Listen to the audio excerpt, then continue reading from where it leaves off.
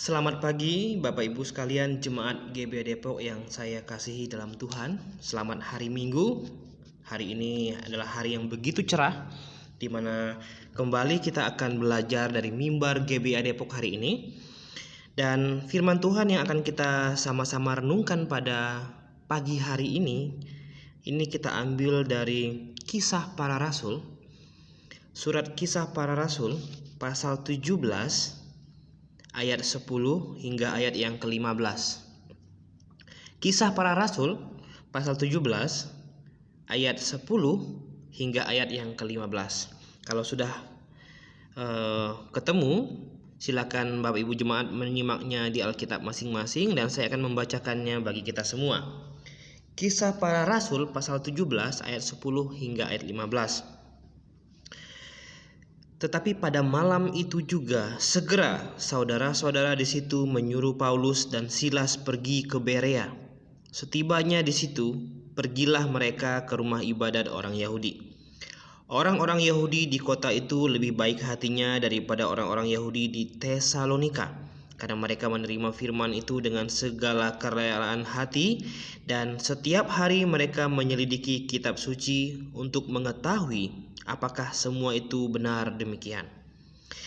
Banyak di antara mereka yang menjadi percaya, juga tidak sedikit di antara perempuan-perempuan terkemuka dan laki-laki Yunani. Tetapi ketika orang-orang Yahudi dari Tesalonika tahu bahwa juga di Berea telah diberitakan firman Allah oleh Paulus, datanglah juga mereka ke sana menghasut dan menggelisahkan hati orang banyak. Tetapi saudara-saudara menyuruh Paulus segera berangkat menuju ke pantai laut. Silas dan Timotius masih tinggal di Berea. Orang-orang yang mengiringi Paulus menemaninya sampai di Athena, lalu kembali dengan pesan kepada Silas dan Timotius supaya mereka selekas mungkin datang kepadanya. Bapak Ibu sekalian yang saya kasih dalam Tuhan, hari ini kita akan mempelajari kisah Paulus ketika dia ada di kota Berea. Nah, sebelum kita masuk ke dalam inti renungan kita pada pagi hari ini, saya akan ajak kita melihat Berea. Berea ini adalah sebuah kota yang ada di provinsi Makedonia bagian selatan. Dan diperkirakan kota Berea ini itu didirikan sekitar abad ke-5 sebelum Masehi. Dan Berea ini adalah kota koloni orang-orang Yahudi. Oleh sebab itu ketika Paulus sampai di Berea, dia langsung pergi ke rumah ibadat orang Yahudi. Jadi Berea ini adalah koloninya orang-orang Yahudi. Dan hari ini saya akan mengajak Bapak Ibu sekalian melihat hal-hal menarik yang terjadi atau hal-hal menarik yang ada atau yang terjadi dengan orang-orang yang ada di kota Berea ini, ya. Dan latar belakang mengapa Paulus sampai ke Berea itu karena ketika Paulus di Tesalonika, ketika dia menyampaikan firman dan menjelaskan Yesus adalah Mesias, dan orang-orang Yahudi di kota Tesalonika itu iri dan benci kepada Paulus dan mereka berusaha untuk menangkapnya. Tetapi oleh jemaat di Tesalonika, orang-orang percaya di Tesalonika, Paulus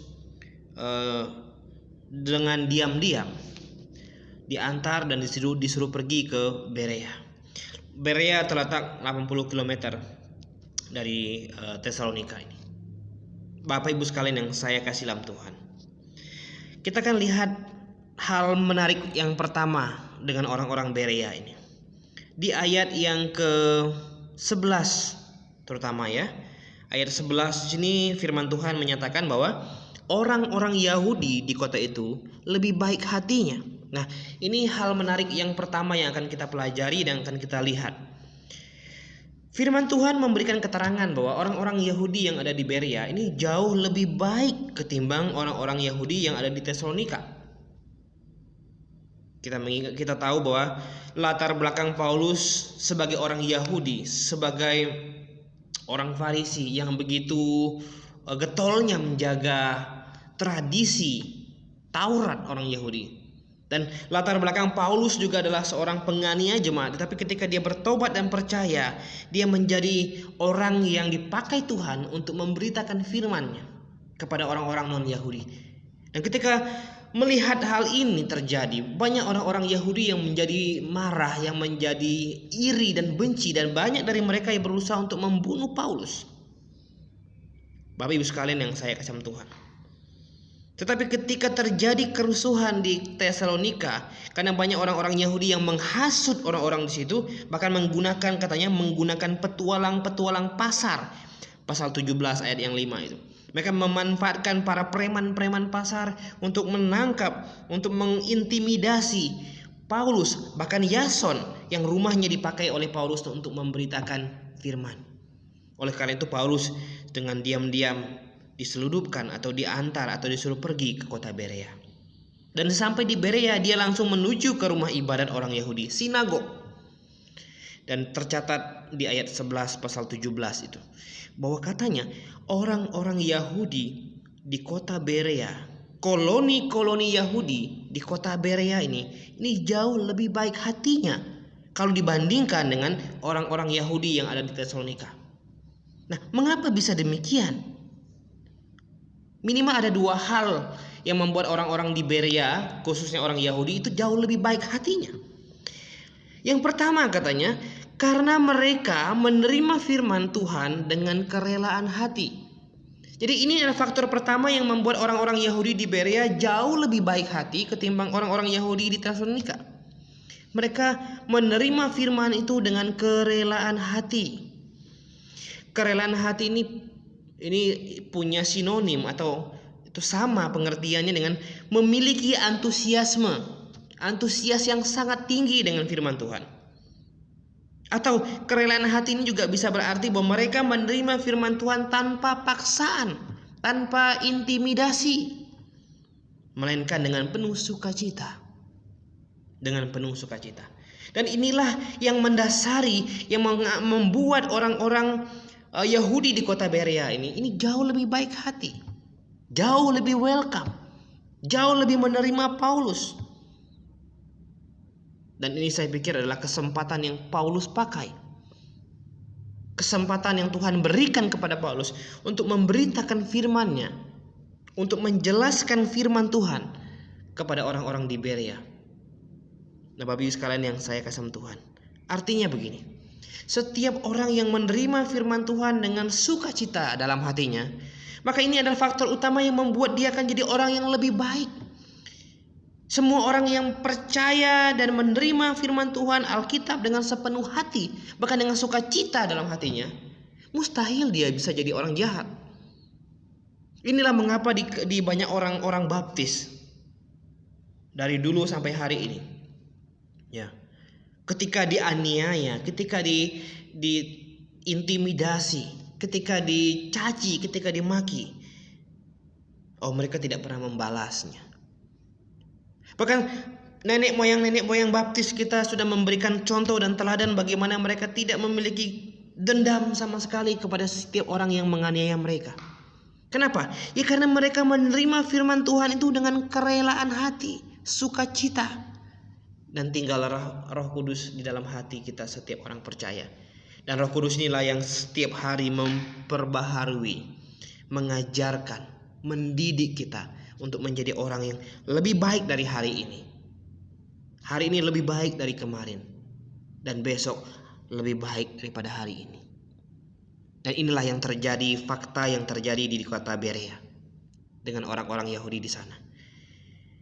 Dan saya akan ajak kita untuk membuka firman Tuhan di dalam Matius pasal 13 ayat 23. Matius 13 ayat 23, firman Tuhan berbunyi seperti ini. Yang ditaburkan di tanah yang baik ialah orang yang mendengar firman itu dan mengerti. Karena itu ia berbuah, ada yang 100 kali lipat, ada yang 60 kali lipat, ada yang 30 kali lipat.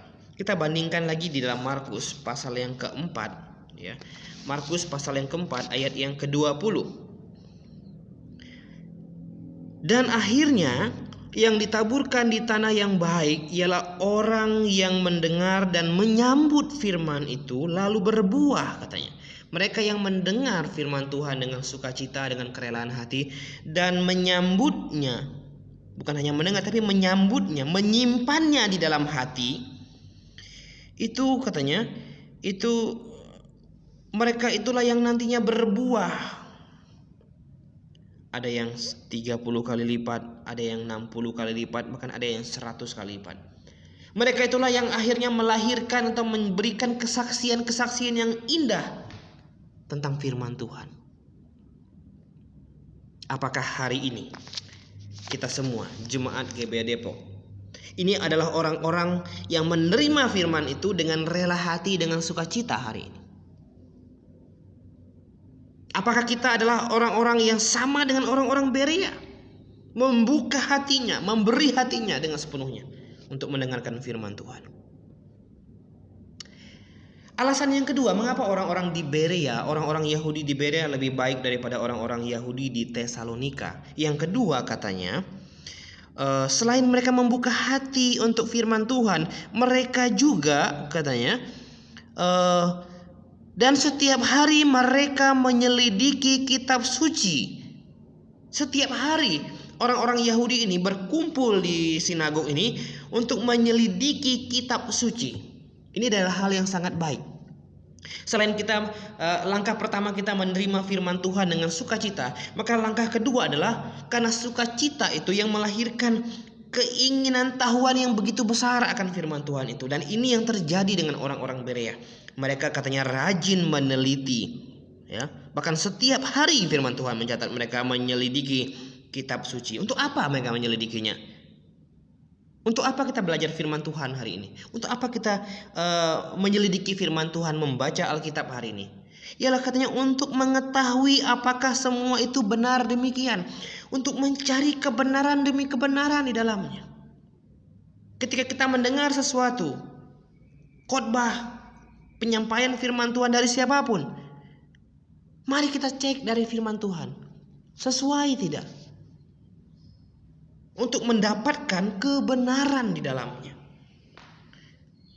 Mari kita buka di dalam Yakobus. Saya akan bacakan untuk kita semua Yakobus pasal 1.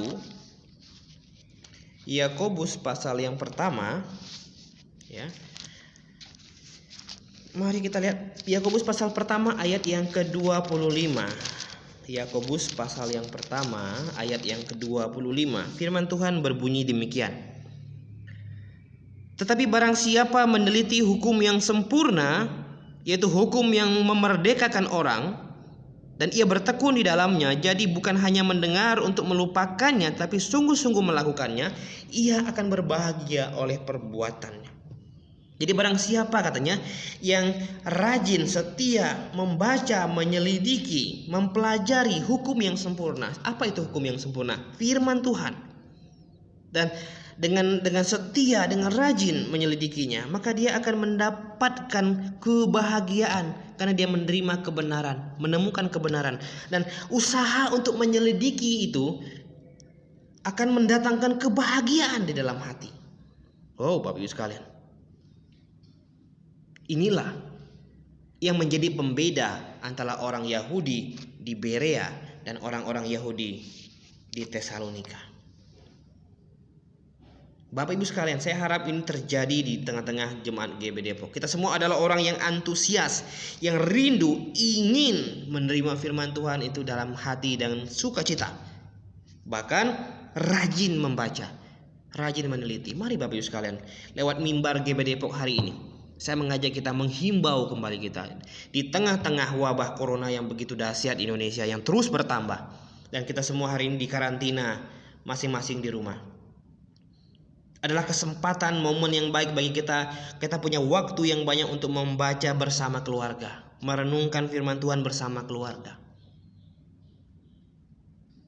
Yang kedua, kita kembali ke dalam Tesalonika pasal 17 tadi. Yang kedua, yang menarik dari orang-orang Yahudi di Berea ini, selain mereka baik hati katanya, efek selanjutnya yang terjadi dengan orang-orang Yahudi di sini, ayat 12.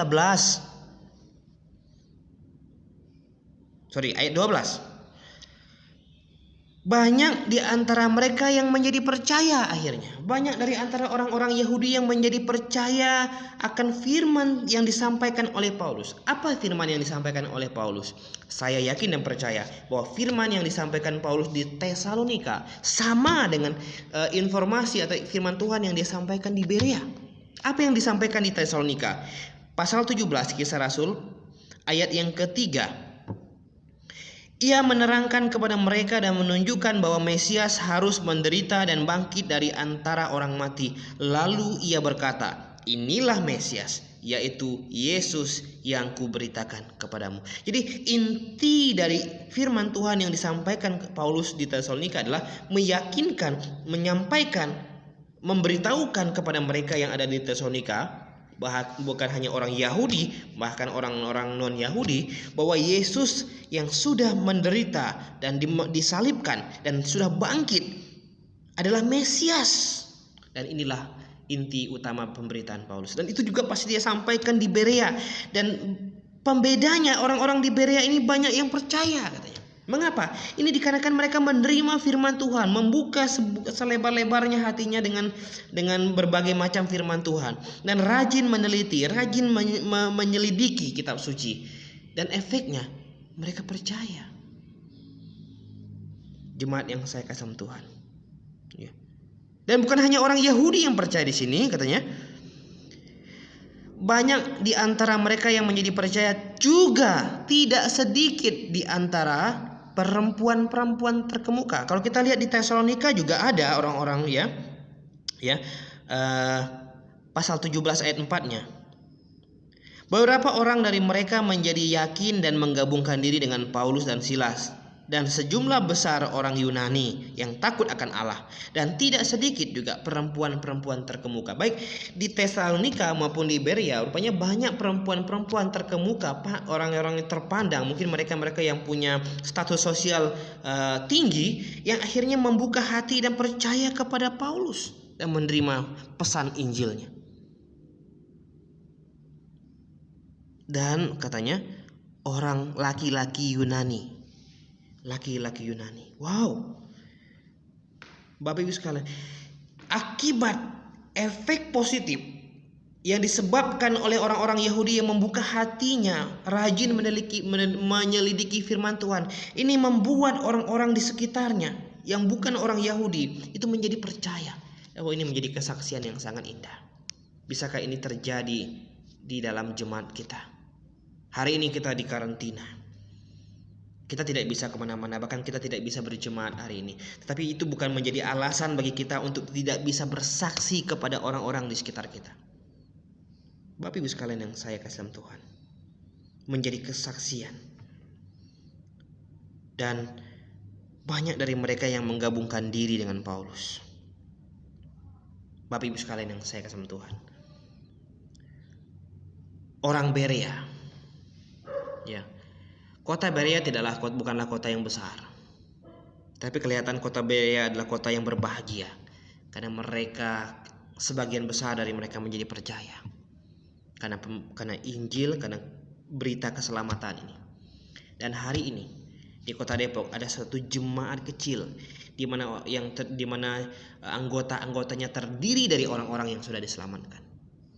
Dan bisakah kita menjadi orang-orang Bereanya hari ini? Amin. Mari kita bersatu dalam doa. Bapa di surga, terima kasih Tuhan untuk nasihat firman-Mu. Kami mau belajar dari orang-orang Berea yang senantiasa membuka hati untuk firman-Mu, senantiasa rajin menyelidiki, mencari tahu untuk mendapatkan kebenaran. Tuhan, tolong kami semua di tengah-tengah pandemi corona ini. Tuhan, kami berdoa juga sekiranya corona ini cepat selesai dari bumi Indonesia, bahkan dari dunia ini, sehingga kami bisa kembali bertemu, bersekutu, berjemaat seperti sebelumnya. Tuhan, tolong kami terus berseru memohon kepada Tuhan. Hanya di dalam nama Tuhan Yesus kami menyerahkan seluruh jemaat kami, jemaat GB Depok, ke dalam tangan dan pimpinan Tuhan. Amin.